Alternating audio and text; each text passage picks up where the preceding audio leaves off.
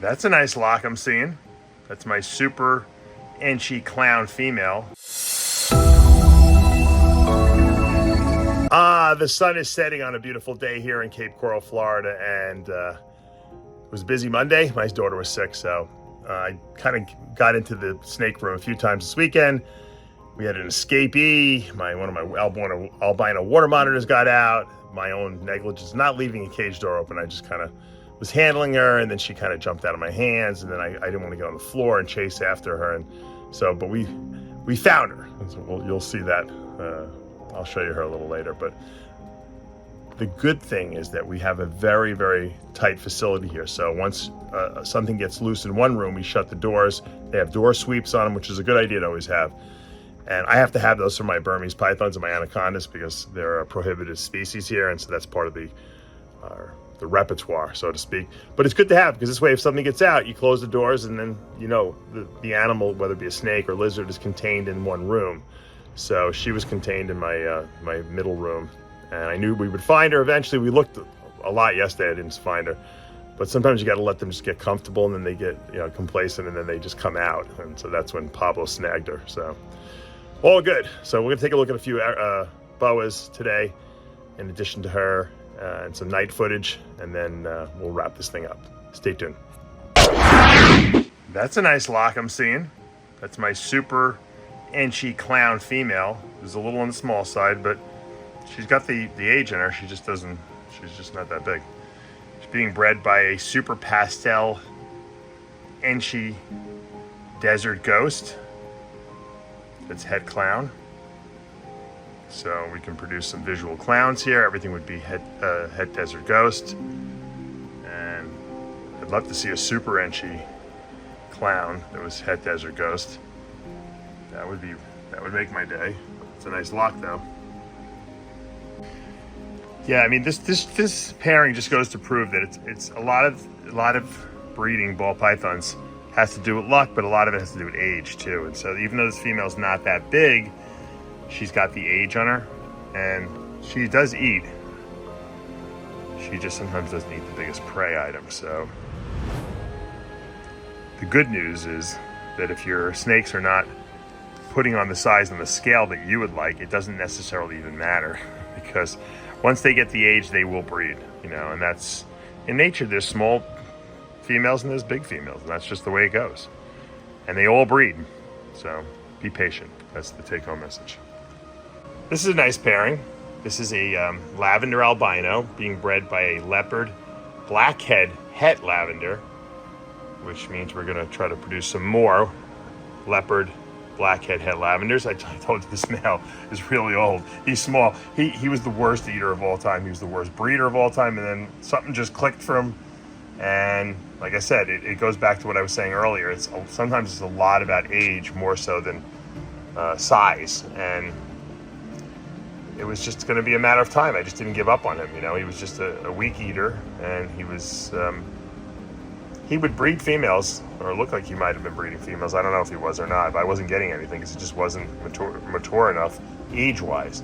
He hit a certain age last year. He bred. We got babies. I'll show them to you in a bit. And now we're repeating the breeding, so hopefully we'll get another nice clutch of lavender, leopard, blackheads.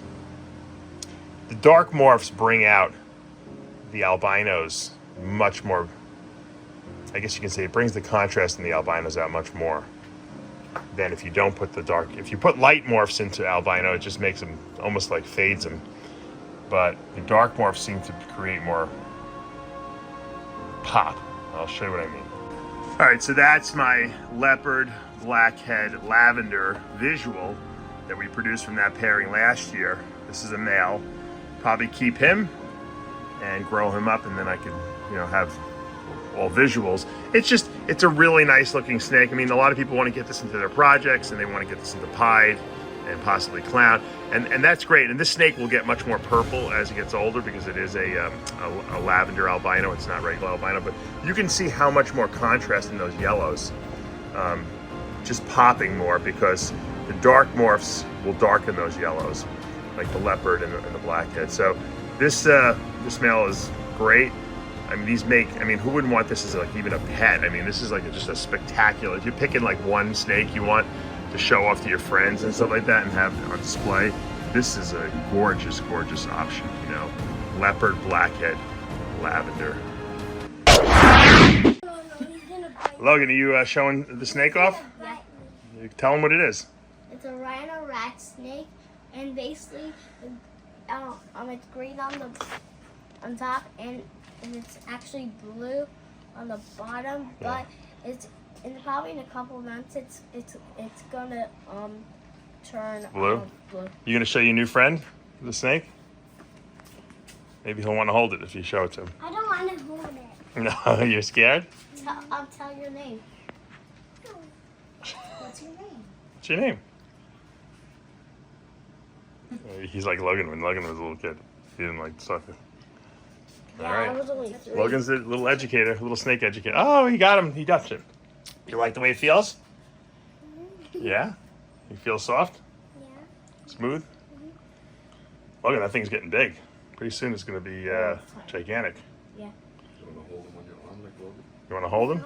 No. No, no way. All right. We'll just... All right. I'm in my snake room. It's dark. I have an escaped water monitor due to my own negligence. I was cleaning its cage and I left the door open and I startled it and it jumped out. And because of my foot, I couldn't really chase after it. So I know it's in this room someplace. So we're going to be taking a look and see what's going on tonight. This is the cage it got out of. I didn't leave the cage open. I didn't like leave it overnight. I just, for 2 seconds, I left it. So I thought maybe I couldn't find it during the day. Maybe here at night, I might be able to see him chilling out someplace. Catch him. I had like 4 of my friends looking around today. We couldn't find him, so I don't know where he's hiding. But we'll take a look here at night. Sometimes at night you see these things. Well, they sleep at night, so I don't know where it could be. I have to wait till the morning. Pablo comes in. Maybe Pablo will find him. It's pretty big, so not many. He can't really go to too many places. He'd probably bunker down for the night someplace.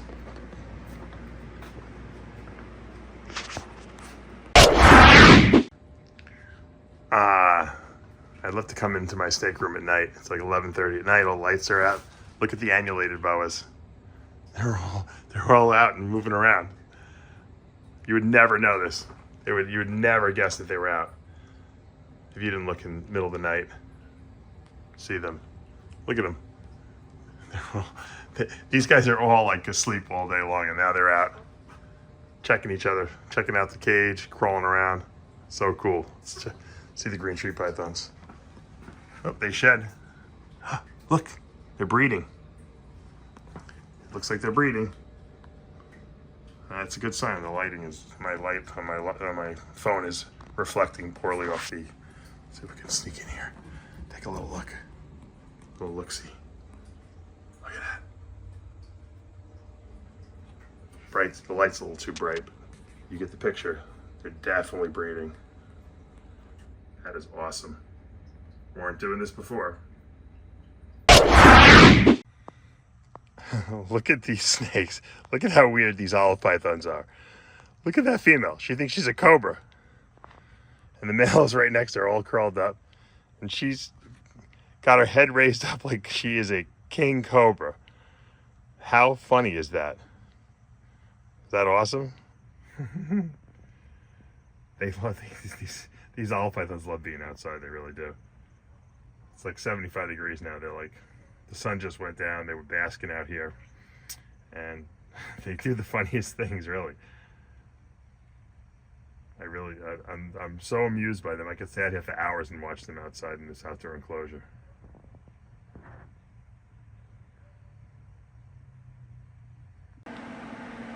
Look at my anaconda drinking. Quarter drinking. She loves to hang out under the paper. And I just passed by her cage and I saw her drinking. Annie Hall, looking great. Putting on a lot of size. I'm going to take her out in the next day or two. Show you guys. I haven't really taken her out. I want to show you guys how big she got, how sweet she is. So there she is, one and only Annie Hall. I'm cleaning out boa bowls, and I wanted to show you guys this, even though it's kind of a little gross. These are what we call sperm plugs. So a lot of times the males will drop sperm plugs in the water bowls, and if you see these, you know that your male is definitely ready to breed, because if he's producing sperm, then he's mature enough and will most likely be able to impregnate a willing and participating female boa. So this is kind of nasty. I'm going to clean this out. I just wanted to show you what it looks like in case you guys never really saw it. Another little update on my IMG Motley head sharp albino female that's also hypo. She's now officially about 20 months old. She was for sale. I think she still is listed for sale. I probably won't sell her anymore because she's got some really nice size and she's gorgeous. I love hypo with IMG. I gotta say it. I do love a black snake, but the hypo gene prevents that IMG gene from expressing itself. I've said this a million times already. I just keep reiterating because we always have new viewers who maybe didn't see the old videos. And you can see all the black splotches, the ink splotches.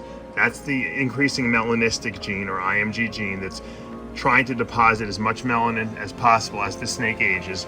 It just can't do it because the hypomelanistic gene, or hypo gene as we call it for short, is preventing the laying down of all that darkness. Now this snake also has motley in it. And we know that motley IMGs are jet black snakes when they get older, but the hypo gene will just not allow that. The head sharp albino aspect of the snake is doing nothing in terms of restricting pigment. Now, if it was a visual sharp and had two copies, we would have no black in it because albino removes all melanin. But when you hear het for albino, that doesn't have any visual effect on the snake. But so that hypomelanistic gene is really strong, and that's what we got here. You guys know I love Inca, the Inca morph and boas. This is an Inca Costa Rican T positive. So that's a line of T positive. I think it's one of the most beautiful. I like the Costa Rican and the Honduran T positive. I think those are the best two.